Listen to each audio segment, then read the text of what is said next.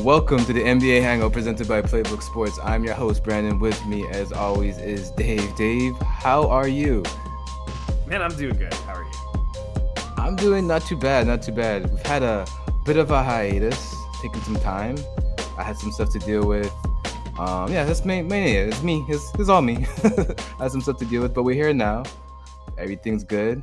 We have a lot to talk about. A lot happened in the NBA since we last spoke, including the trade deadline, which, we love to cover the trade deadline here, but, we're going to get to cover the aftermath of it, which I think is just as fun, including the Jimmy trade, the Luka trade, the Fox trade, what the Cavs did, what the Raps rescinded did, and trade. everything in between Yeah. that. So how have you been? It's been a while. So how have you been? I've been good. I've been just enjoying the soap opera that is the NBA and taking it in. Enjoying the Shams was hacked narrative. Yeah. He didn't have much competition this year, Shams. I missed those. When the Luka trade got announced, I really did miss like just Woj for some of these trades. Like his impact was missed. It's crazy. It's crazy. But yeah, like it was an entertaining time. Like I mean, I wish we were kind of recording during this time just to track that whole Jimmy versus the Heat versus the front office saga, like how that was just going back and forth, the suspensions and everything like that. But we're here now. We can talk about it. Oh no, I think to lead it off though, let's stay there. Let's stay with Jimmy and the Warriors. It started off all the talk, anyways.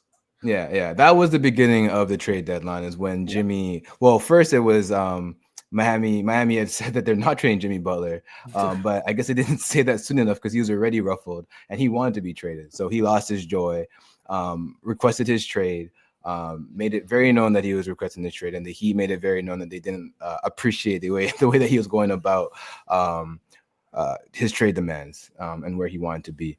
So from your perspective, how was that whole saga for you? Just from your view of things. I think it started in the summer when Pat Riley said, you need to play some basketball. And then he's like, okay, I'll be on the court. And he puts up like 3 shots a game. And then they're like, well, if you're going to be here and not play basketball, then you're suspended, right? You're not going to get a paycheck for failing to, for behavior contradictory to team detriment. Yeah. Detriment, something like that. It was a very front office statement, but yeah, I mean, it was effective. It's just like Jimmy wanted to go to Phoenix. It was pretty obvious. He even like nixed a bunch, like the original trade to the Warriors. Mm-hmm.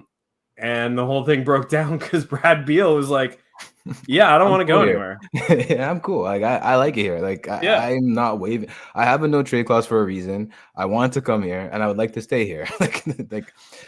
Please leave me out of this drama, please. No, yeah, I think that's kind of like how it went there. Like Jimmy wanted the Suns. He was trying to manufacture a way to get there. I think it was just poor timing on both ends, on Jimmy's end and on the front office of the Heat. Like because we talked about it even like late last year about like should they look to pivot from the Jimmy era and start to move more into a Tyler Bam centric Heat build. And I felt like they're kind of trying to move that way this year with just how much more Hero had to do on offense, how much more they leaned on him, and like it paid off for Hero. Like he's an all-star this year, a deserving all-star this year, and he'll be in that game this year. But I think it went to the detriment of Jimmy feeling a little bit of, is this really going to be my team anymore? And where can I go to maximize my abilities? And at the end of the day, he's 35, 36 years old. He wants to maximize his money as well, wants to make sure he gets one good contract. And if Miami's there, not really looking to give him that max contract, not giving a solid indication that they will do that, or if they waffled on it a bit, I could see where he's coming from as well. But I think that these are things that should have been taken care of in the offseason.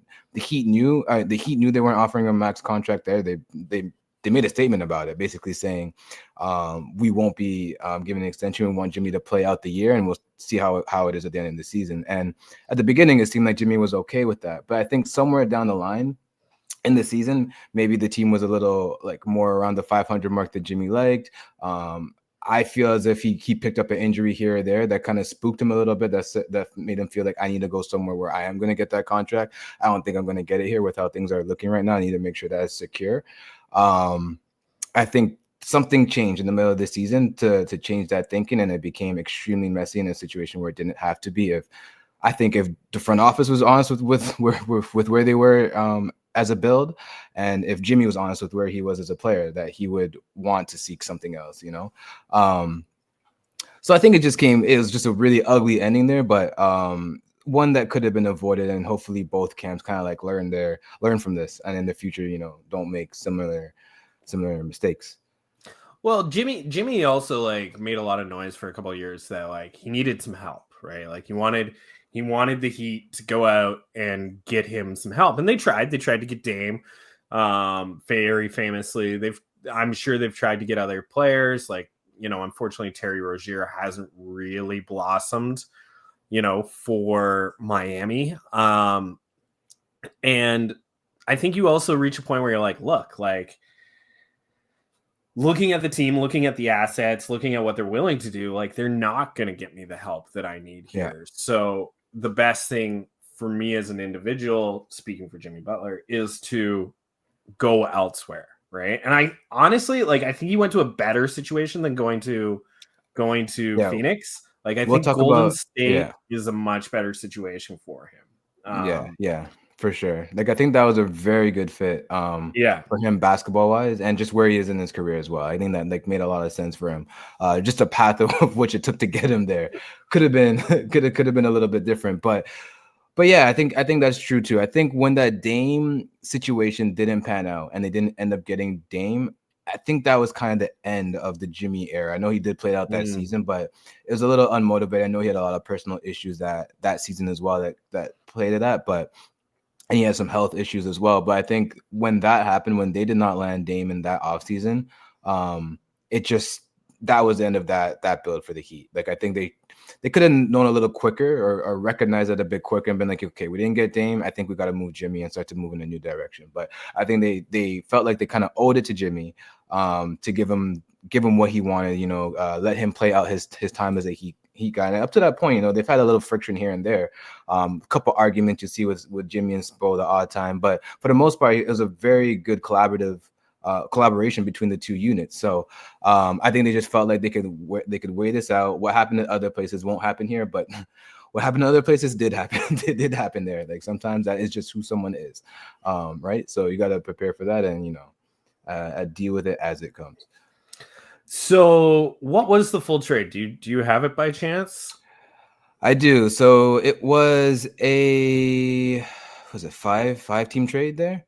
I believe, yes. Yeah, that's right. Yeah. You got the Warriors, you got the Heat, you got the Jazz, you got the Pistons, and you got the Raptors all involved in this trade.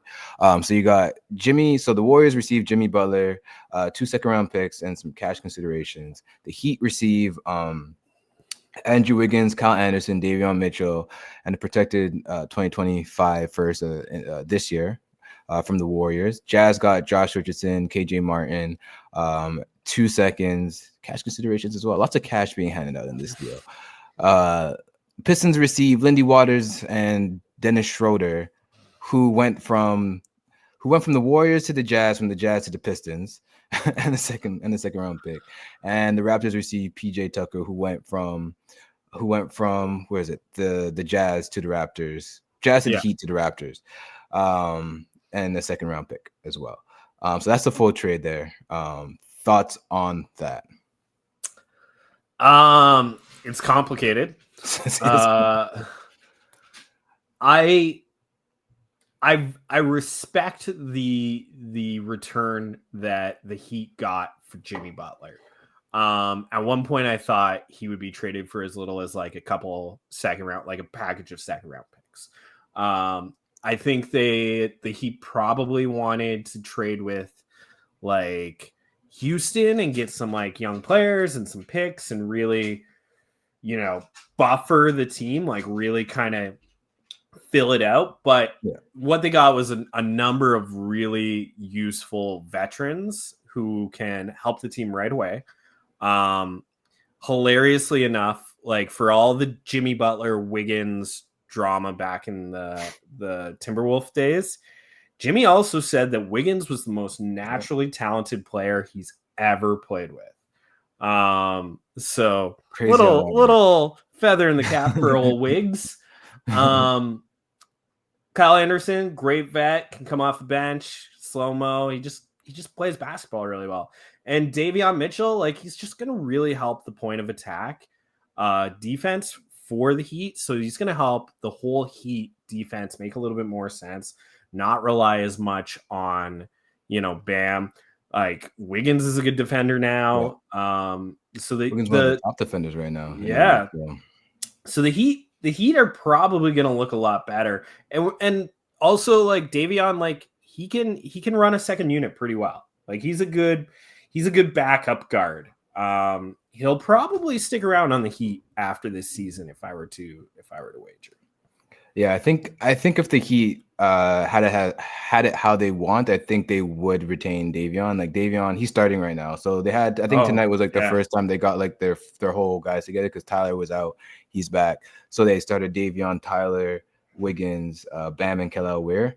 Kel'el Ware has been so good. Yeah, he started to step up. We talked about it like earlier. Like, this guy's either going to be like the biggest steal or like he's truly a bust. And the Heat have turned him into maybe Rookie of the Year. Yeah, he might. He's definitely in that conversation. Yeah, which is crazy. He became the odds-on favorite after starting for a week, which is kind of crazy. But yeah, so like with that starting lineup, I think the one thing that I've at least seen in this game, they played OKC, so they lost. They ended up losing by about in double digits, but they led for most of that game and they started off really hot. But the defense, they have an identity now. When you got Davion and Wiggins, Bam, and Kelly are all starting together in a unit, you know that you're gonna have good defense. So the offense is gonna take some time to figure it out, like where everyone likes the ball and stuff like that. And I think you're right. Like with Davion, they have him starting right now, but I think ideally you want him as your backup point guard. You don't ideally want him you don't want him to be your starting point guard. He is good enough to like keep things okay.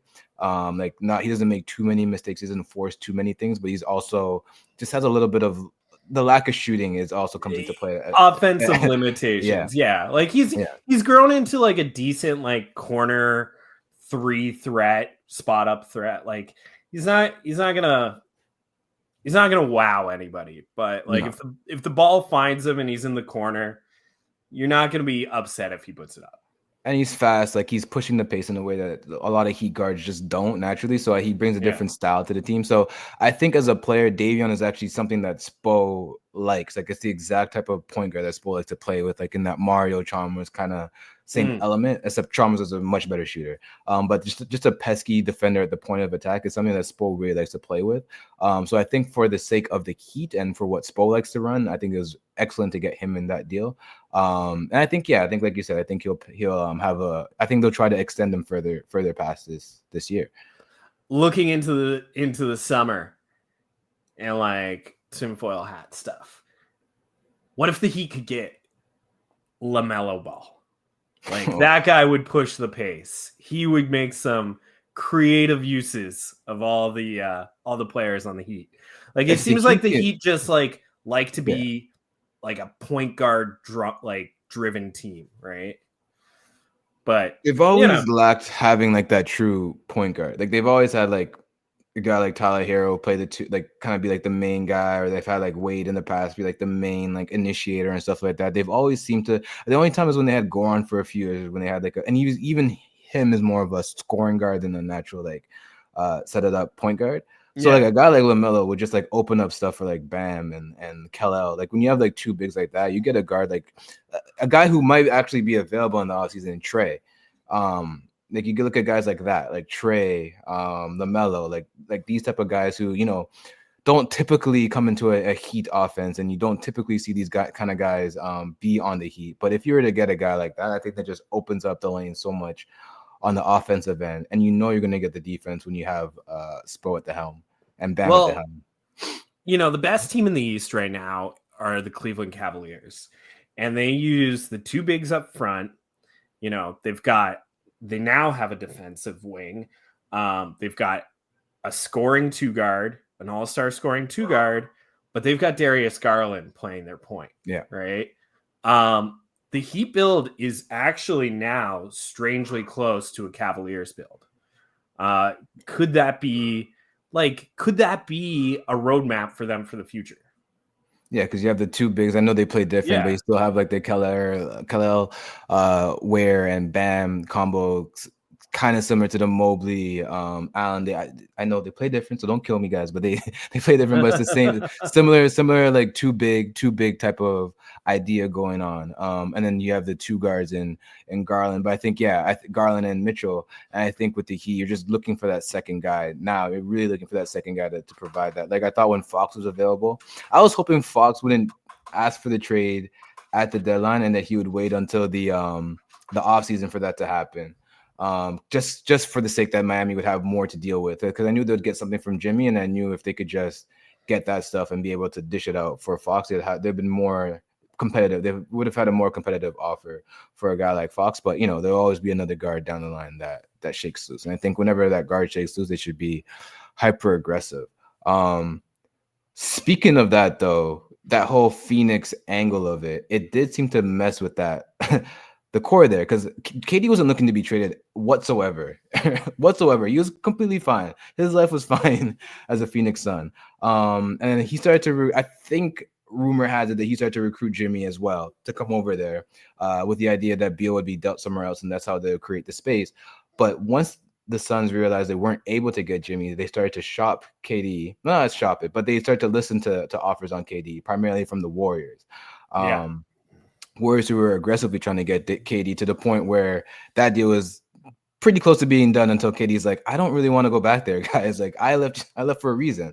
Like I don't want to go there. And I guess he made enough of an impression on, I think it was Steph. They said that he's not going to be a fit for that team anymore.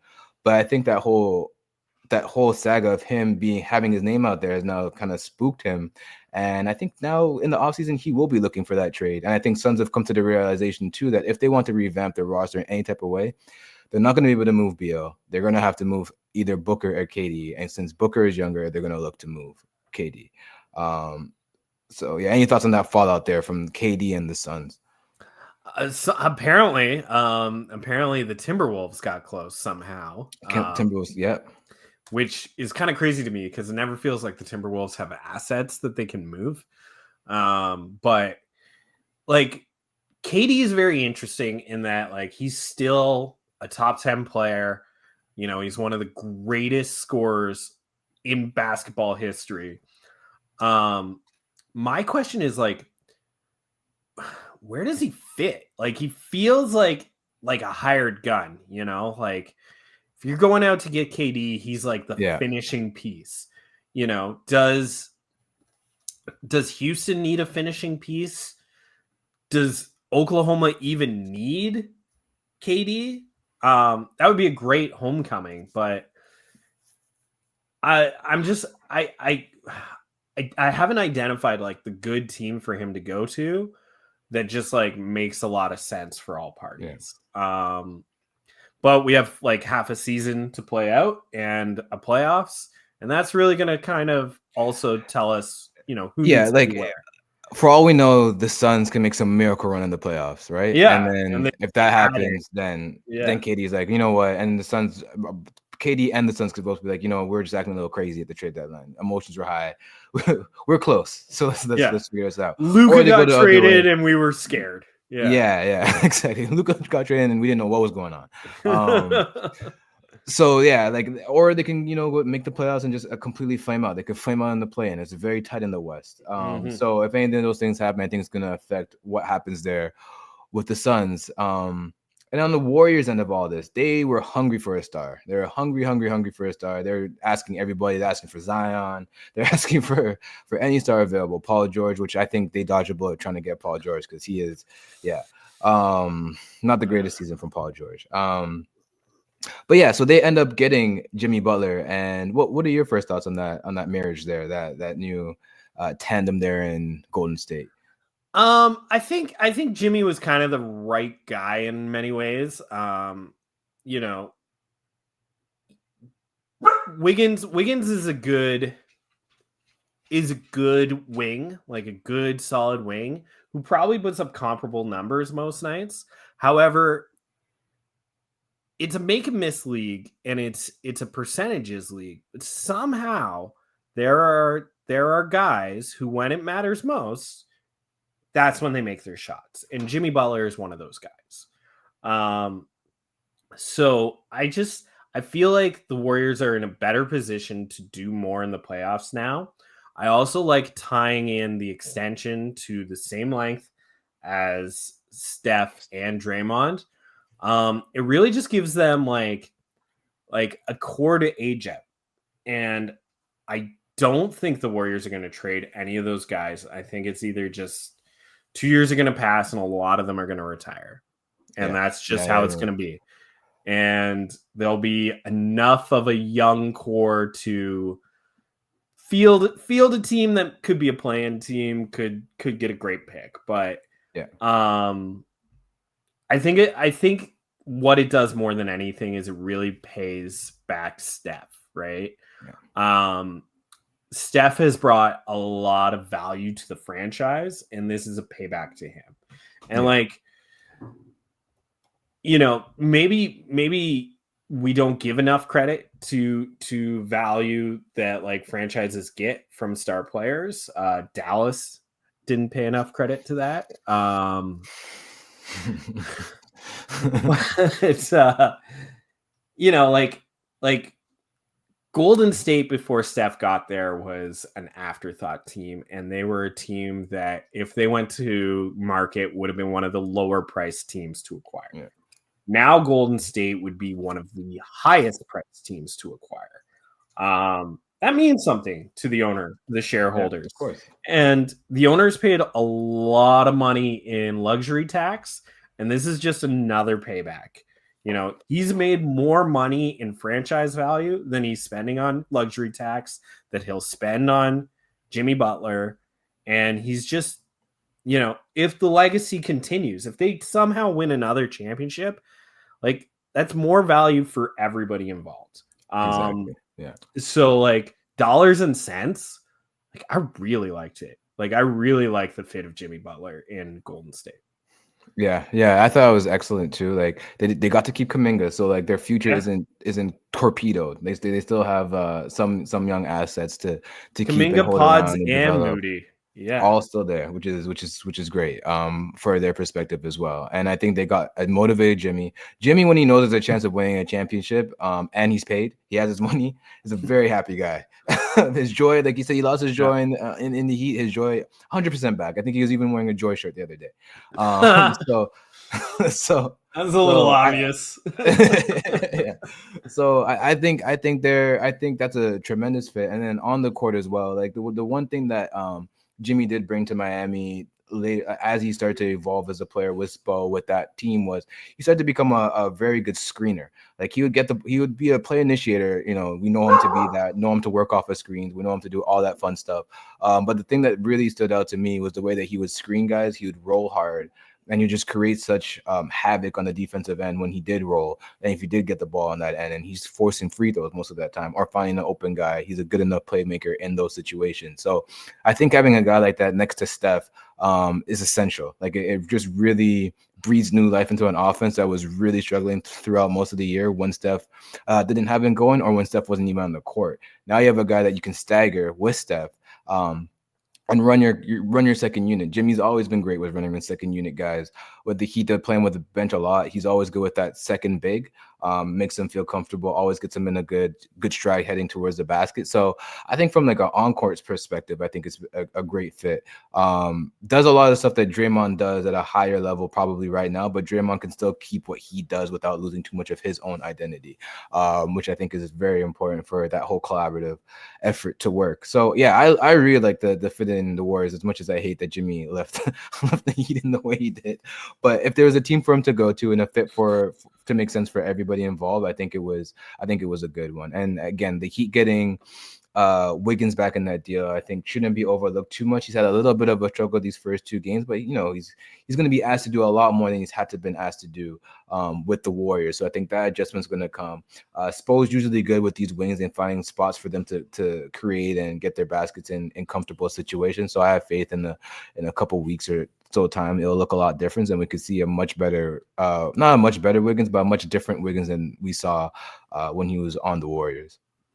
Yeah, I think so. I think I've always had a lot of faith in Andrew Wiggins. He just seems like a good guy, good basketball player. Maybe going number 1 was too high for him, but history is littered with guys who got drafted too high. Yeah. Right. And guys who got drafted too low. Jimmy Butler was the 30th pick, famously. Yeah. Look at that, 30th and first. Yeah, right. Being traded for each other. So yeah, I like the fits for both. Obviously, like what Jimmy Butler was giving the Heat by the end of his tenure there, like Wiggins is going to give you more. He's going to buy in more. He's going to play the structure more. Like I think he's just more of a coach's player than 100%. Jimmy, who's closer to a superstar player. In which exactly, case, a team's got to work around him. Yeah. Which is all good stuff. Yeah, I think that's good on that whole saga. We fit into KD there. And let's not bury the craziest thing that's probably, I still can't wrap my head around this one. Luka getting traded to the Dallas Mavericks for Max Christie and a first-round pick. And AD. And how can I forget AD, even though he if it was Max Christie in a first-round pick, it would have been an even crazier trade. It would have been rescinded. Yeah. It would have been rescinded. Yeah, so my first reaction to the trade was, okay, this is insane. I've never seen a player of this elite of a player get traded mid-season out of the blue like this. With no warning, no bidding war, no nothing. Just he's gone. Which I felt horrible for some of the Dallas fans who's like grown to love that. You thought that was your franchise guy for at least another decade. That's how you would have felt if you're a Dallas guy, right? So I felt bad for the fans and all of that. But I thought, the statements that the GM made afterwards about the conditioning and all that stuff, and they want to build a defensive team, I understood. I completely understood where he was going from that perspective. Even in that first half where we saw AD on the team playing with Kyrie, you saw the vision. You could see where it can go. We forget that AD at his best is a top 10 player in the NBA in his own right. On both ends of the court. He just brings it. So you could see the vision of where they're going. I just could not wrap my head around. You want AD, that's fine. You can get more. You can deal with the Lakers. You can just get more from them. Like this is a once in a lifetime player. You're just like handing to them. AD is a once in a lifetime player too, but he's near the end of his lifetime as an NBA player versus someone who's about to enter their prime. So I just could not wrap my head around that part of it. But I did understand the basketball fit and what they're trying to build coming from it. And I think Max Christie too, and I know we joke a bit, but like I think Max Christie too is a fine player as well. And he showed out in those few games with Dallas, and he was playing well in his last few games as a Laker before getting traded over there. So I think the Max Christie thing could benefit them in the long run, but it's just not enough for a guy like Luka Doncic. No, that's it, right? Like Dallas with AD and Kyrie running the point, and they've still got PJ Washington and Derek Lively. They've still got Clay. Like that's a good team. That should be a playoffs, at least a play-in team, if they can be healthy. But you don't trade a Luka Doncic for that, right? You can want that, but you build it around Luka. Last year in the finals, it wasn't Luka who let the team down. It was Kyrie Irving. Kyrie Irving wasn't good in the finals.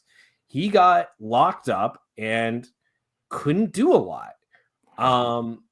If you think you're weak defensively, maybe you trade the other guard who's also weak defense. You trade Kyrie and everything that they want for AD.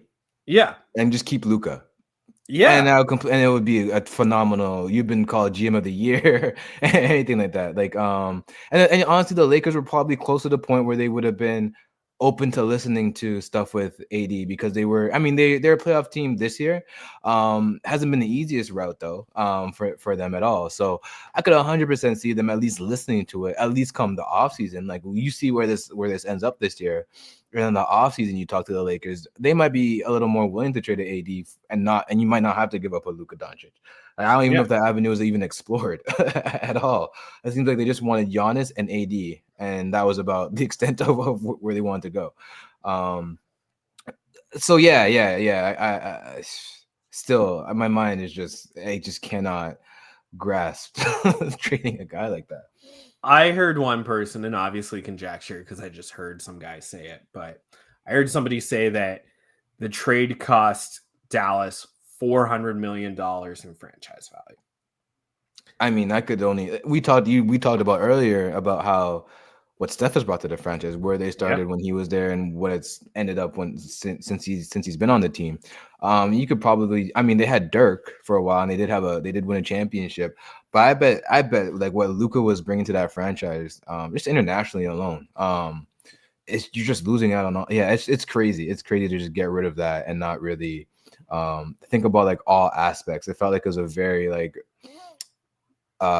when I just wanted Jordan out of nowhere, and I just like, you know what, I'm just gonna buy it.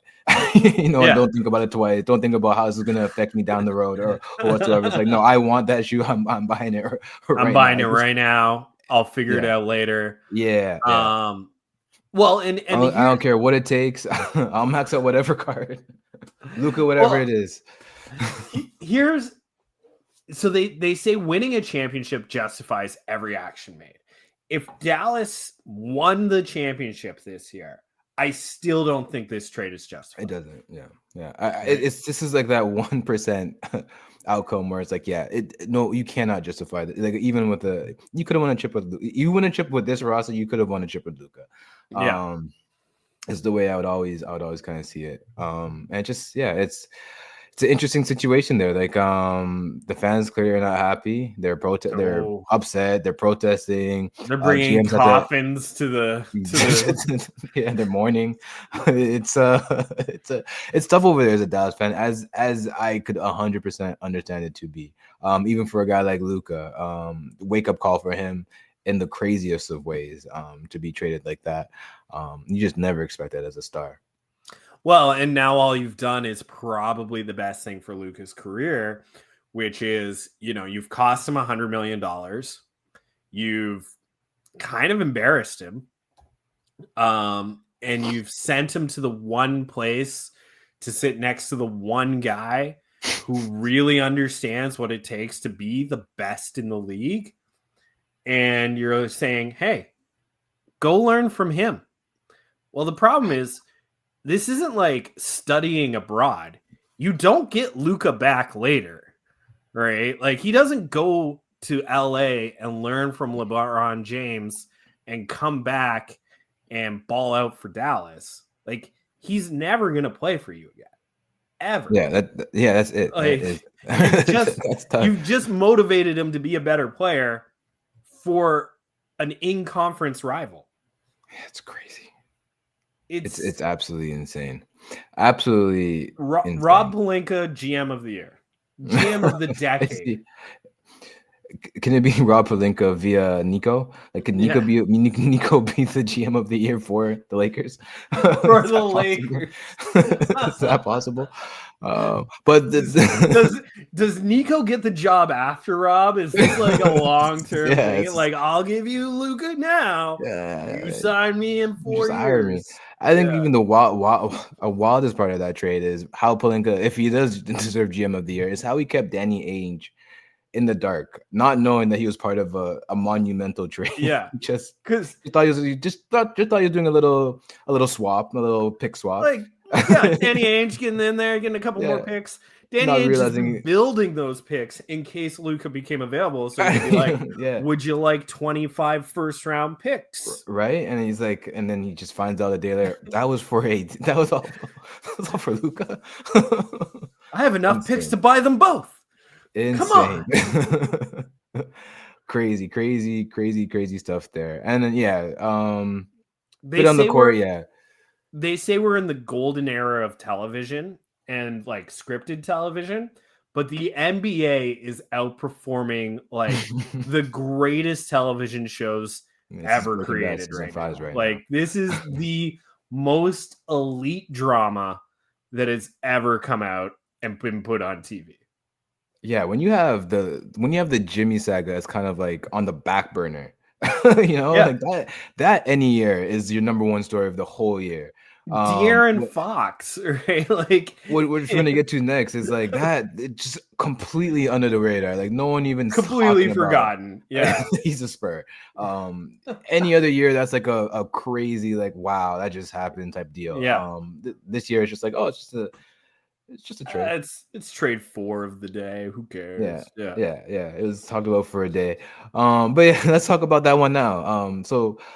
So the Spurs do end up getting De'Aaron Fox after he gently requests, but not really requests a trade from the Kings to the Spurs, getting to where his preferred destination was in a much calmer way than the Jimmy saga went down. This is the complete Yes. opposite. the complete opposite of how that went down. So let me just pull up that trade. De'Aaron Fox is the NBA's gentleman, right? Like it was done, by the sounds of it, very respectfully, very calmly. Just said, "Hey guys, I'm not going to resign. I'm not looking to be traded. If you do, I'm looking to sign in San Antonio. I'm not gonna sign a contract extension anywhere else. I really just want to play with Victor. So, my wife's from San Antonio. It's gonna make sense for our family. If you want to get it done early and get something out of this, just work something out with them." Yeah. And then San Antonio was like, "Yeah, all right, let's work something out. Yeah. We got assets, we got picks, we got some contracts to make this work. Let's go." Yeah, let's get it done. And it feels normal, and maybe that's why it's boring. Maybe that's why. Yeah, it doesn't feel like super. Like I think we all kind of like in the back of our minds expected the Spurs to go out and get a point guard. We thought that might be Trae Young at one point. Yeah. But I think when a guy like Fox becomes available and you're able to get him for, you don't deplete your asset. I think they still have 9 tradable first round picks, the Spurs. So you're not really depleting your assets whatsoever. You kept Castle, you kept Sohan, you kept all your youth, you kept even Keldon. Vassell as well, all still there. So you're able to make another splash if need be. If KD is a guy that breaks free in the offseason, you're definitely ready to make that trade happen and just fast track this whole Wemby build while he's still under his rookie contract. Because I think that's what this is all about. I think once you see any star become available, Spurs got to pounce on it while Wemby's on this rookie contract. Because it's going to be a special time where you're able to really max out what you can do with him. Well, Victor's a second-year All-Star, right? That's really uncommon. I don't even think LeBron was a first-year All-Star, so he's on that trajectory. He seems to like it in San Antonio. You just got to do whatever you can. Exactly. Whatever you can, whenever you can. So the full trade here is the Spurs receive De'Aaron Fox and Jordan McLaughlin. Kings receive Zach LaVine, Sidi Sissoko. I think that's right. 2025 first round pick from the Hornets, which likely turns into 2 seconds, the 2027 first round pick from the Spurs, a 2031 first round pick from the Timberwolves, and 3 second round picks. And the Bulls out of this also were a part of this three team trade, get Zach Collins, Kevin Huerter, Trey Jones, and a first as well from the Spurs. I think if you're the Kings, it's not bad. It's not a bad return for someone who you knew was going to likely bolt when time came. It's a tidy piece of business. I think I don't think they were going to be a championship threat this year. I think they're a playoff threat, but not a championship threat. And I think they were just really honest with themselves about that. Yeah. Yeah, you gotta get out of there while you still can get something back while you can. And I think what also motivated Darian to do this a little earlier instead of like maybe wait till the offseason was with all the Jimmy talk going around, you start to see what teams were willing to involve themselves in a multi-team deal. So you got to see what teams are kind of willing to give up for Jimmy Butler, who is disgruntled. And I think that also kind of motivated to be okay, if they're willing to give if these teams are willing to work in a trade for this guy, what would happen if we put forth our star at this point, and what can we get back at this point in time? I think those two things kind of worked hand in hand in favor for the Kings. I think if you do let this go to the offseason, yes, you do get that bidding war, more of a bidding war. Teams have more stuff to play with during draft day, but I think they also might have been a little bit more careful with what they wanted to do versus midseason, where it's like, okay, if we can get this guy right now, let's just get him right now and put him into our system.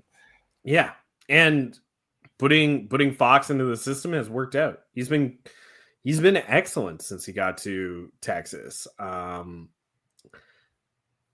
think the long-term fit there is going to work out really, really well. It's the low-key trade of the trade season, but it's probably my favorite, like fit-wise. I think San Antonio's in a really good place now. You consider where they were 3 years ago and you go, wow, like San Antonio used to be great. Now you're like, oh crap, San Antonio's great again. They're gonna be great again. Yep. They're gonna be right at the top once again. San Antonio in about a year's time, I would assume. Wemby's probably gonna be in the MVP conversations by next year. And it's gonna be Spurs at the top. They're battling OKC and all that fun in the West. The West, man, always providing fun. Don't forget the Los Angeles Lucas. They'll be there. How could I forget the Luka Lakers? They'll definitely be there as well. I know they also had another trade. We didn't really touch on it, but they had the Mark Williams trade. They traded Dalton Connect. They traded their other first round pick because they only had two tradable ones, and somehow they didn't have to give both of them up to get Luka. Somehow they kept one, so they plan to use that to get a big because Luka loves to play with an athletic big who can rim run hard and do everything around the basket. So they're looking to get Mark Williams, and that ends up being rescinded due to a lack of a failed physical on arrival of the Lakers system. They deemed him not fit enough, or they had issues with his body, and they were not willing to go forth with the trade, and they've nixed that trade. But Charlotte's still looking to fight that, so who knows where Mark is going to truly end up at this point in time. We do not know. All we know is that the initial trade is rescinded, and that's where it's going to be for now. So the challenge with that is that the trade cannot be changed in that, like, if in normal circumstances, they would have been able to amend the trade and like added a second round pick, add a pick here or there to make it fair, exactly right. Take out Dalton Connect and put in somebody else of lesser value, maybe. But that's the challenge with that one. Is that because it's been filed and because we're past the deadline, if Charlotte's, it was Charlotte, right? Why am I thinking it was Atlanta? If it was Charlotte's, if Charlotte is successful, they get the trade as it was reported, right? So like Dalton Connect was back and he didn't play in the last Lakers game because they were like, oh, he got in late, right? And it's like basketball players get everywhere late, right? Like they always like, oh, we just finished playing here at 10. Let's get on the plane and fly to the next place, right? So like they didn't play him because this thing is like going to arbitration. It's going to like the internal. Because the Hornets doctors are like, look, we've been playing this guy. He's been playing. He's missed a game here or there, like, but we can assume that might have been due to trying to get a guy named Cooper Flagg.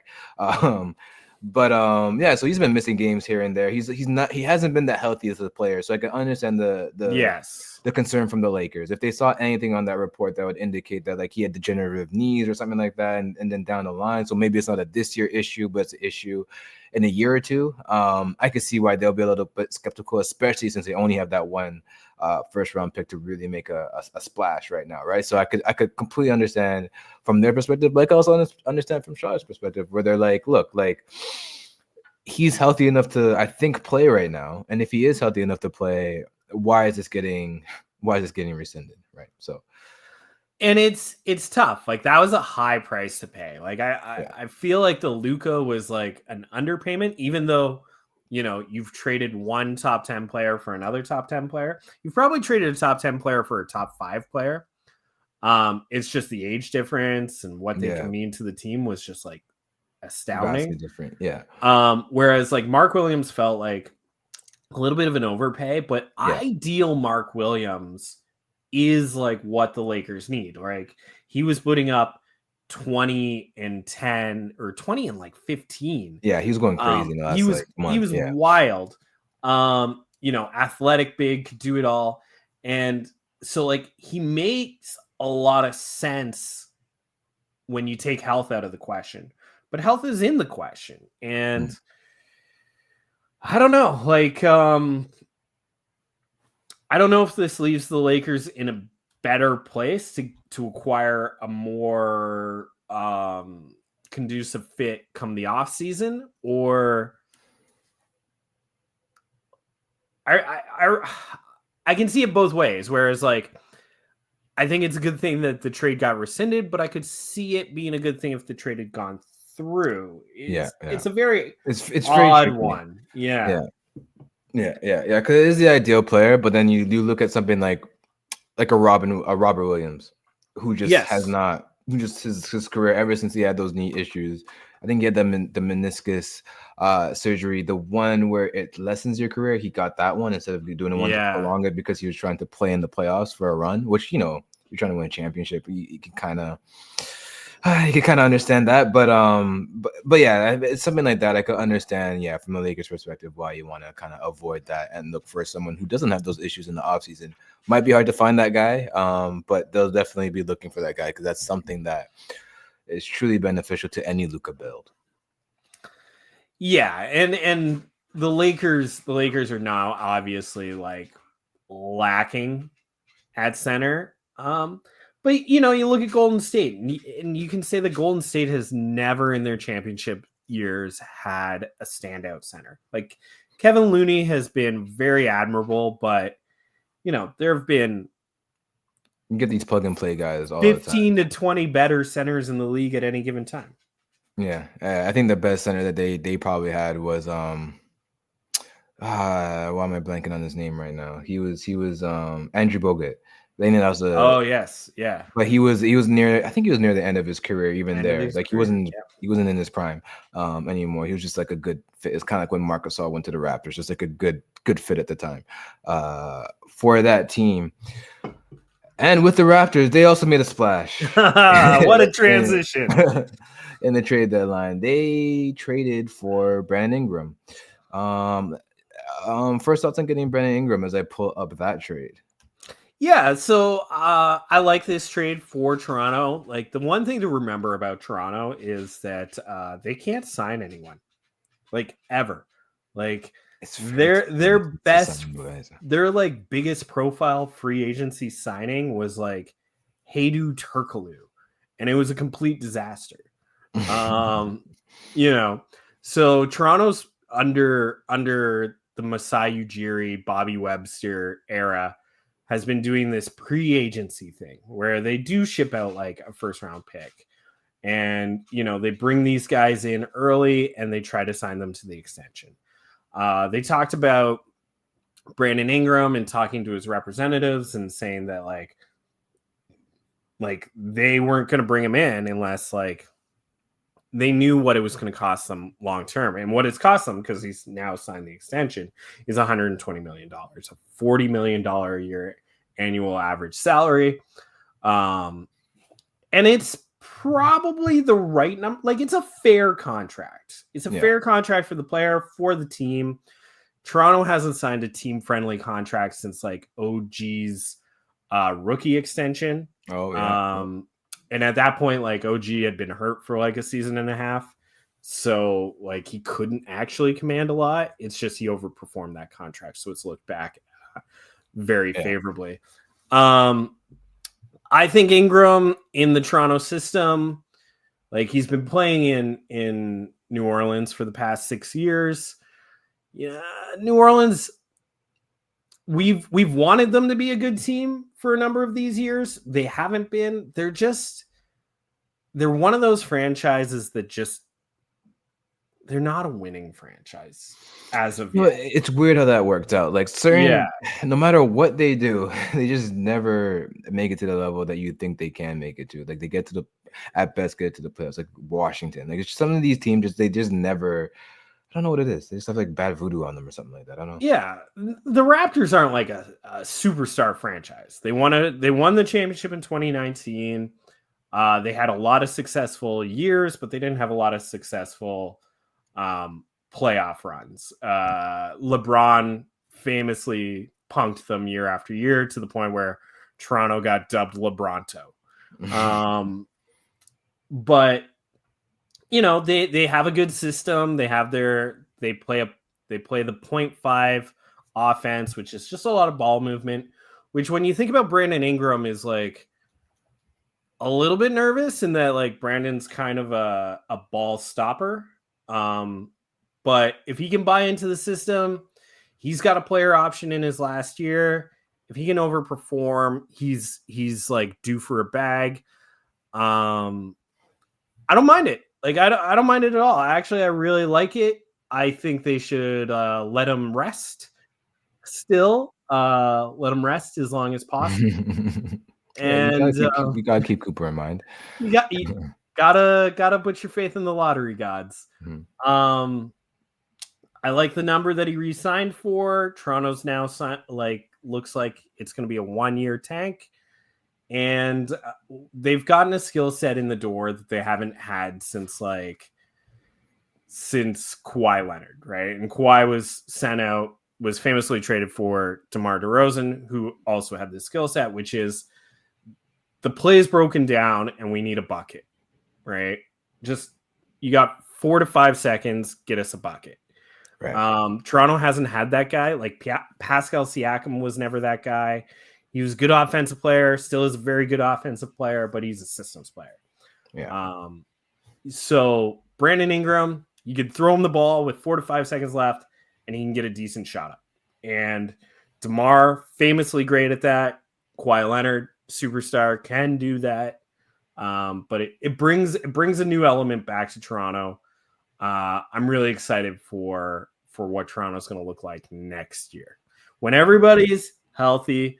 It's funny because they've had this like awful year of health. Like, Quickly's been injured. Scotty was out of the lineup for a long time. Odell's been out of the lineup for a long time. RJ's just went through some concussion protocol. He was back today. He balled out. They lost, but RJ put up good numbers. They played the Cavs. Yeah. The Cavs wrecked him. But yeah, so Toronto's nicely set up, I think, for the future. We just got to get through this season. But it is funny because all of these injuries, and then they acquire Brandon Ingram, and they're like, "Don't worry, we have the best medical team in the NBA." So what's been going on? Yeah, why aren't guys playing? I thought this was an ethical tank. That's what you keep telling us. It's ethical. Right? We're just letting guys over ice. Yeah. Right? Oh, your knee looks swollen. You should ice it for 2 months. You might want to look at that. Yeah. That's why we're the best medical team. We don't rush anyone back. Yeah, you're coming back. You'll be as good as new when you come back. Well rested. It's like you've had a whole year off. Yeah. No, yeah, I like it for the Raptors. I think it was a good move for them. At first, I was like you did hear like some rumblings that Toronto did want to kind of make a play-in push. And knowing them, I guess when you do take in the whole big picture of like, okay, who owns the Raptors? What would their objectives be? And yeah, they own all the television. They own, a lot of the entertainment section of Toronto. They probably don't want to see tanking for too long either. Messiah's a competitive guy. He don't want to see tanking happen for too long. He wants to win. So I think this is perfect for them in that situation. You get a guy who, is albeit a little banged up right now, but you get to sign him. You get to do a little buy low on him, get him for not too much. So the trade was Kelly Olynyk, Bruce Brown, a first and a second. Not too much of a pay at all to get a guy who has all-star capabilities in him. Bring him in. You get to sign him. Your guys have been banged up. You're probably not going to affect your tank too much. You'll probably still be in the lottery if things kind of pan out how they're panning out. Although Atlanta is like making a real run for it for whatever reason. I don't know why, because they don't even own their picks. So I don't know. I don't know what's going on over there. But yeah, so you get to solidify that with the Raptors, and you get a little young core, and you get stuff to play with. You get to see what works, what doesn't for the rest of this year and going into next year. You have stuff you can trade. If you need to, if you want to move up in the draft, if you don't get the lottery position that you want, you have options still. So yeah, I didn't even think of that. That's a really good point, that by having, you have more optionality, and if there is a player that you really want in this draft and the lottery doesn't fall the way that you want, that you do have the ability to move up. That's an interesting wrinkle that you are the first person to illuminate for me. Look at that. Highest does good things. Yeah. So I think that's why I think there's a lot of good things that come from that trade from the Raptors perspective. And, for the Pelicans, they weren't looking to pay Ingram. They're going to have some guys they're going to need to pay. Trey Murphy. Herb Jones just got his contract. But there's also, there's a lot that they got to do. They're not really ready to compete in the way that they want to. They got to figure out what they're doing with Zion. There's a lot going on in New Orleans, which I think is good that they kind of cut bait on Ingram when they did, because they knew that they weren't going to sign him to a long extension anyway. Last trade before we touch on All-Star quickly, we're running long. First time in a while. A lot of things have happened. Yeah, exactly. Yeah, we're due for this. Yeah. The Cavs, who did play the Raptors, got their wing in DeAndre Hunter. It's always been talked about how they've been lacking that wing guy to really fit in there. They got Strus last year to kind of bridge the gap, but he's still more of a guardy type guy who can play up a bit. But they get a true forward in DeAndre Hunter to kind of solidify that starting lineup of Garland, Mitchell. Now you have DeAndre, Mobley, and Allen, and that looks like a real starting lineup that can go toe-to-toe with anybody in the East, including the Boston Celtics. Absolutely. And DeAndre Hunter, he's not OG Anunoby, but he's really close in that you've got this really big bodied wing. He can play some solid defense. Maybe he's not all defense, but he plays a really solid defensive game. He's not necessarily a playmaker, but you could call him a connector. Yeah. And he's got enough outside shooting in him that he's not ever going to be a negative on the floor, right? So he's going to close out games for you. He's going to start games for you. He's going to more than likely defend the best wing player on the opposing team, and he's going to have the size and the power to deal with anybody, right? And Cleveland's in a really kind of lucky place that he won't even have to defend necessarily like a Giannis. Evan Mobley's gonna do that. That's Mobley. Yeah. But when you get to the Tatum, so when you look at them potentially facing Boston in the conference finals, that's where they're looking at, right? That's where their goal is to be. So going against, now you have Hunter you can throw at Jaylen Brown, and you have Mobile you could throw at Tatum, which I think is where exactly you need to be and able to disrupt that team enough. All those years where they're battling Miami, what made it work is you had Bam and you had Jimmy. You had two big forwards who can guard, two forward bigs who can guard those perimeter guys and make life tough for them. And they had Victor Oladipo that one year who caused a lot of havoc for Jaylen Brown. So if you can have guys like that I think it bodes well for you in the playoff situation once you do face a team with a lot of wings, as the Boston Celtics. I think that just upped their ante there, in a way they just didn't have before. Like they just did not have that element to them in years past. And I think the Miami comp is perfect in that. In like, I don't know if you've ever heard of this guy, but he's a basketball talking head. His name's Bill Simmons. He's famously very, very much a Boston Celtics fan. Might have heard of him once. Yeah, he still suggests that like the only team that like really kind of makes him uncomfortable and scared is Miami. There's something about that duo that could always disrupt whatever Boston wanted to do. And now Cleveland looks, like you say, they have those same slight archetypes, defensive archetypes, right? Yeah. DeAndre Hunter is not a Jimmy Butler, right? He's not a Jimmy Butler on offense. He's not a creative like Jimmy Butler. He can't handle like Jimmy Butler, but he's a big body like Jimmy Butler, and he can defend well. Maybe not as elite as Jimmy, but he can defend well. Right? Evan Mobley, Bam Adebayo, those are actually pretty comparable players. Yeah. So Cleveland is set up to mess with Boston. And when you also have like the Knicks at the top of the East there, like the East, for all the grief it was getting at the beginning of the year, like the East is really kind of rounding into form. And we've got some like really solid players. Like it's not just going to be whoever comes out of the West automatically wins the championship. No, not at all. Yeah, not at all. I don't think so at all. Like I think the East really has pulled it together, and that top that top half there. Like you have the Bucks there in 5th place right now, and you never know what's going. Like they acquired Kyle Kuzma at the trade deadline as well. They tried to beef up their roster a little bit since they weren't getting much from Middleton anymore. And they say that he's in, unfortunately. So they tried to, they also wanted to get a wing. Kuzma's that wing. We'll see how that turns out. But yeah, you look at those 4 teams: Cleveland, Boston, New York, the Bucks. I know I'm skipping over Indiana right now, but I think if you look at any of those 4 teams, they get hot at the right time. They start defending right at the right time. Any of those 4 teams can make a problem for any of some of those West teams like out there. I know OKC's the runaway favorite right now. But they lack experience, right? They haven't been that far yet. They lack experience, and they still lack a bit of size. Even with Chet back, they lack a bit of size. Right, exactly. So, they still have their flaws. They still can be picked at. You're going to be having, if you're Cleveland, you're going to have Mobley and Allen going against Chet and maybe Hartenstein, right? So I think you still have an edge there. You still have physicality in the East, which always seems to be a theme.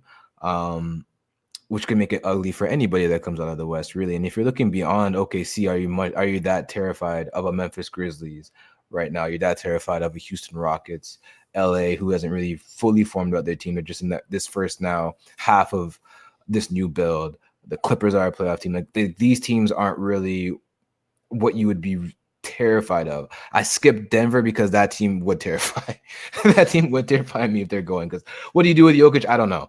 I don't know. I've seen everything thrown at that man and nothing works. So Denver would terrify me. But outside of that, like I think any team could you don't know who's going to win the championship this year. I really don't think you can comfortably say who is a head-on favorite, which is I think a good place for the NBA to be in, a place that the NBA wants to be in. They just got to market it a little bit better.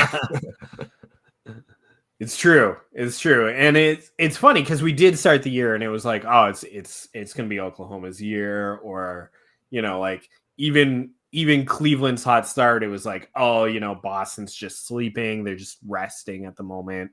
Give them time. And what's happened is like these other teams have just really shown themselves to be very competitive. They're built well. They play well. And that, yeah, the NBA is a lot more open this year than we started the year off thinking. So, yeah, if you're Adam Silver, you're over the moon. You're like, let's get this thing back on TV. Let's get these ratings back up. This league is like, we just had the Super Bowl and it was quite underwhelming, right? Let's all focus on basketball again. Yeah. No, that's 100% true. And NBA when the playoffs hit, a certain energy comes with that. That's just hard to replicate elsewhere sometimes. So I'm excited for what to look forward to when that time does come. I think there's a lot of fascinating matchups that we're going to get into when playoffs do start. We might even get a Detroit Piston in there in first round series. Pistons Knicks. Like when do we get that? Cade Cunningham has been exquisite this year. Yes, he has earned that All-Star. Yes, he has. Yeah, absolutely. No doubt All-Star. Trae Young, he's in there. Is an All-Star. He got it. He did finally got it. He got it. Speaking of All-Star, let's just go through some of the events quickly and give our, because it is this weekend, the All-Star, all the All-Star stuff. So let's start. We'll just do the major stuff. So, sorry, Rising Stars, y'all are cool. I like you guys, but let's go to Saturday because actually you do matter for Sunday now with the new format that we have going on here. But we have a tournament on Sunday. But before that, there is a Saturday night event. So let's start with let's go with the 3-point contest and just look at that and make some quick predictions. So the 8 guys that are in the 3-point contest this year are Jalen Brunson, Cade Cunningham, Darius Garland, Tyler Hero, Buddy Hield, Cameron Johnson, Damian Lillard, and Norm Powell. Off the bat, who do you have winning that event, the 3-point contest? Cam Johnson. Wow. I guess, yeah, he's a pretty good set shooter. So I think that would work for me. That's like in his pocket. I'm gonna go with Dame because he just seems to like this event. So he's like a veteran in this thing now. So he should know what it is and pull through with that. But I like the Cam Johnson pick. Definitely a wide open. That's a wide open field. Yeah. You can go anywhere and justify it. Yeah, exactly. And for the dunk contest, we got Mateus Buzelis from the Bulls, Stephen Castle from the Spurs. From the Bulls, from the Spurs, Andre Jackson Jr. from the Bucks, and Mac McClung back again for the dunk contest. I guess he's defending his 2-time champion. 2-time defending. Yeah, 2-time defending champion. You know what? When this was first announced, I was super down on it. I was not excited for this whatsoever. But since they've traded Zach LaVine, I've got to see Matthias a little bit more, and he can jump. He can really jump. He can really fly. He's I don't like to say sneaky because that seems to be a little on the nose for a guy like him, but he can really get up. So I'm interested to see what he can do. Castle, of course, he's explosive with power. He has a rare combination of power but explosiveness that usually does do well in a dunk contest, because if you could put it down on your first attempt with power and with conviction, it usually shows well. So I'm up for that. I'm not too familiar with Andre Jackson, but I know he can fly, and we know what McClung could do. You're really coming here to take his crown away, and we know he's gonna come with some crazy dunks because that's just what he does. The 3-point revolution in the NBA has meant that the in-game dunk and the great in-game dunkers are diminished in a way. That skill set isn't as valuable. It's 25 years, I think, today to the day that Vince Carter, it's over, right? Wow. It is 25 years. The Raptors jersey of him doing the between the legs dunk, it makes me feel old. I know, isn't it awful? It's awful. 25 years, wow. Yeah, so this is what I miss about the dunk contest, though. When Vince was doing the dunk contest, it was the best in the league were doing the dunk contest. The Jaws were doing it. It would have been Jaws, Zion, LeBron, right? This would have been the dunk contest. Yeah. But it's not that anymore. To the point where you need Mac McClung, who's he's G League, man. He's a G League player instead of a Harlem Globetrotter, just so he can come to the dunk contest. Yeah. Right? I remember when the Raptors signed a guy by the name of Jamario Moon. Oh, I know. He played for the Heat too. Yeah, Jamario came from the Harlem Globetrotters, and his role was to do awesome dunks. Yeah. And like, you know, that's where Mac really should be. Like, he should be a Harlem Globetrotter. He shouldn't be the Magic's G League team. Mm-hmm. He's literally trotted out to keep this contest alive. Yeah. He's here for the dunk contest. Yeah, and you look back at like these dunk contest champions from the last 25 years. Let's go because there's 3 years where it didn't happen. So let's go 28 years. You have Kobe. You have Kobe winning it. You have Vince. You have Jason Richardson, who at the time was one of the top guys in the NBA. Unbelievable. Yeah. Yeah, Josh Smith, who was a dynamic guy. You have Gerald Green. You have Nate Robinson, like Dwight Howard, Nate again, Blake Griffin, Zach. Like you just go through like guys who were stars, all stars, named guys who like everyone like recognizable names to that casual fan who are also doing the dunk contest. That has been lost in the last few years, especially since the whole Zach LaVine, Aaron Gordon situation happened. But yeah, we're definitely missing that star power from the dunk contest, and hopefully one of these days some of these stars get the competitive spirit to kind of come out and show what they can do in a dunk contest. It is fun when you have like star, and not star in the, we don't even mean star in terms of play, just star in terms of branding of guys to come and do the dunk contest. LeBron's been he's been in the league since he was 18. He's been an all-star since he was 19. That's 21 all-stars. He's never done the dunk contest. Never done it, and he likely never will do it. Yeah. Now which is like, that's sad. That's a failure on the NBA. Yeah, they should just let him do it. Yeah, you should just be like, LeBron, you gotta we'll sneak you $2 million. You gotta do this thing, right? Get you Spotify for free. Yeah. I understand that joke. We'll pay your premium account. Don't worry about it. It reminds me of Moneyball when he's like making a deal with the other team, and he's like, "You got to pay for our soda in our locker room." These guys don't like paying for soda. But yeah, that's why Mac McClung's going to win the All-Star, the dunk contest again, because this is his job, is to win the dunk contest. It's what we got, and that's sad.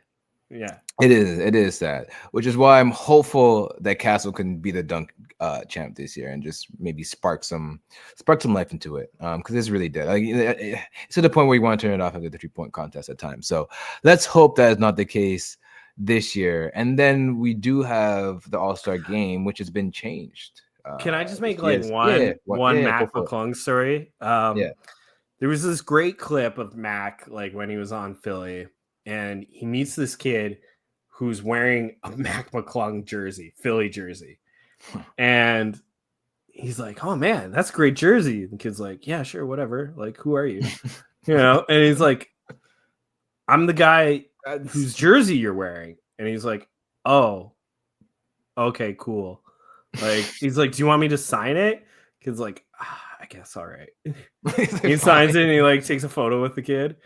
And it's just like poor Mac McClung. Like, the guy's an unbelievable dunker and will make his career playing basketball, but like he wanted to like have his moment, and like that kid didn't even, like, he's wearing the jersey, doesn't even know who he is. Like, that hurts. He was probably just given that jersey. He's like, "Oh wow." like parents probably got like, "Oh, he's a Sixers fan. This jersey's cheap on the discount rack." Yeah. We'll get it's awful for Mac. But you know, I wish I could jump like the guy. I wish I could dunk like the guy. I wish I could dunk once in my life without putting it down to 7 feet. And even then, I'm like, "Ooh!" The knees. So, the All-Star game, which has been the All-Star tournament, I guess we can call it now. Yeah. Formed into, so we're gonna have 4 teams battle out. So the first game, you're gonna have Kenny's Young Stars which is compromised of, let's bring up the list here. I thought it was going to pop up, but of course it would not. All the younger All-Stars. So you got like Tyler Hero, you got Jalen Williams, you have Evan Mobley, I believe you have Wemby, of course, because he's a young guy and he made the All-Star team. One sec while I pull up the teams. First of all, what are your thoughts on the format change to go into this tournament? So you're gonna have the 4 teams battle out. Rising Stars are gonna be playing Shaq's OGs, I believe, in the first round, and then the winner of both play in a final game against each other. So I really like it in that, like, I thought the All-Star game needed something. It needs some level of stakes. For whatever reason, I thought like the G League All-Stars got an opportunity in the tournament, but even if it's just the young stars, like, I think the young stars are actually going to play.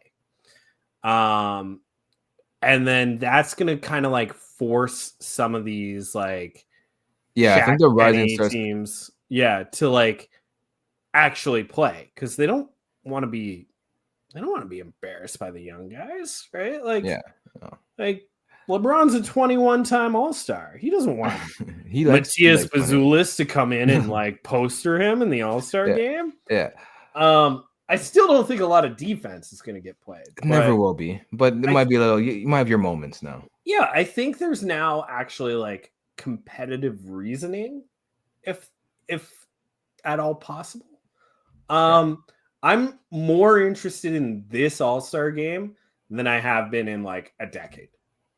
Interesting. Okay. Yeah, because I was really into it when they did the Elon ending.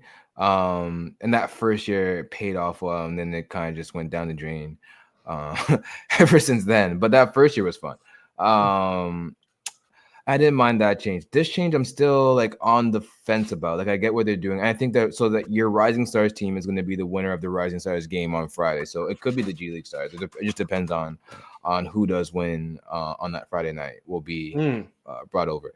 So yeah, your first game is going to be Kenny's Young Stars versus Chuck's Global Stars. So the Young Stars are Anthony Edwards, Jalen Brunson, Jaren Jackson, Jalen Williams, Darius Garland, Evan Mobley, Cade Cunningham, and Tyler Hero. And your Global Stars are Nikola Jokic, Giannis Antetokounmpo, Shai Gilgeous-Alexander, Victor Wembanyama, Pascal Siakam, Sengun, Donovan Mitchell. That's interesting that he got put on the global. Yeah, I guess he needs somebody from America. Yeah, global. He needed a couple of American guys there. Yeah, you got Karl Anthony Towns, Donovan Mitchell, and Trae Young to finish off that roster. So they'll be going against each other in the first round, and then you have Shaq's OGs, which is LeBron, Steph, Anthony Davis, who will be, I guess, replaced because he just got he's injured. Yeah, he's hurt. Jason Tatum, Kevin Durant, Damian Lillard, James Harden, and Jaylen Brown and Kyrie Irving are Shaq's OGs, and they'll be going against the Rising Stars, whoever wins the Rising Star game from the Friday night. Off top, who do you think has the best chance to win this tournament? I think the global team. It's pretty stacked. Yeah. When I was looking at the teams, I was just like, for whatever reason, I thought it was like a full fantasy draft. And I'm like, why didn't these guys like, this team's all guards, this team's all bigs, this team's all like old guys. What's going on? All right. I'm like, why did they draft like this? But now I understand. Now it makes sense. And I'm going to go with the global team. Yeah. Yeah, global team is a good one. I think the young guys, unfortunately, are going to have a tough time. The young stars, I mean, I think there's just going to be a lot. Because one thing too is a lot of these guys like first All-Star game, like Darius, Cade, Tyler, I believe it's Evan Mobley's, Jalen Williams for sure. Anthony Edwards, I think is his second. Jaren Jackson his second. So it's like a lot of guys, this is fresh for them. So they might be just caught up in the whole weekend events and just not really there present on the Sunday to begin with. So I think it's going to be tough for them. I think the OGs have a good chance actually, because they might just want to put it together for that one run. Like LeBron, Steph, and KD seem like a trio that just want to win things that they don't need to win. So I think they're going to put a good effort, but I think a lot of the guys on the global team are in their prime, are just entering their prime, right? So I think that's where they kind of get the edge. And I think I lean your way as well. Like you got the top 2 MVP candidates on that team with Jokic and Shea. It's hard not to A go on top 3 because you also have Giannis. Yeah, you have Giannis there too. Yeah, so you Right? have majority, and then of you that have Wemby, who's a cheat code. future MVP. Yeah. Crazy Like standing stuff. blocks, right? Like, yeah. And I think it's gonna like be silly. Yeah. we're like, you know, for a long time fans have called for like this one-on-one tournament, one-on-one. Let's add that to the All-Star game. And we know these guys are never going to do a one-on-one tournament, but I think this is steps into that direction. Like you're getting kind of like that competitive feel from, you know, matching up against different teams. Not quite one-on-one, but I think the idea is getting there. So, you know, I'm always open for like these changes. I like to see how it pans out before I have a strong opinion one way or another. So I'm interested to see how it works out. It's very different than anything that we've ever really seen from the All-Star game. So yeah, we'll just have to wait and see how it goes. Yeah. Anything else? I'm kind of go ahead. For once, I'm kind of excited for the All-Star game. That's good. And that's what we want. My like anything else, my final thought. We got through a trade deadline and we didn't talk about Zach LaVine getting traded. I know. This is a footnote. Yeah. A footnote. Right? They've been trying to trade him for 4 years. Forever. And they actually did it. They actually did it. And It wasn't terrible. It wasn't great, but it wasn't terrible. Like, well, they got a direction now. They know where they know what they're doing now, which is good. And I know Vucevic wanted out too, and he was rumored to go to the. If the Warriors did land Vucevic with Jimmy, that'd have been quite the deadline for them. I might have even put them as like close to favorites to win, but they didn't. So don't got to worry about that. But I think that will do it. Yeah, we've spent quite some time today in our first show back of 2025. I think it's our first one of 2025. Oh yeah. Try to be a little bit more regular now that we get our feet under us again. And yeah, more NBA Hangout to come. Thank y'all for hanging out with us. It's presented by Playbook Sports. I'm your host, Brandon. You can follow me at BJAY93_. You can follow Dave here every week. Thank y'all.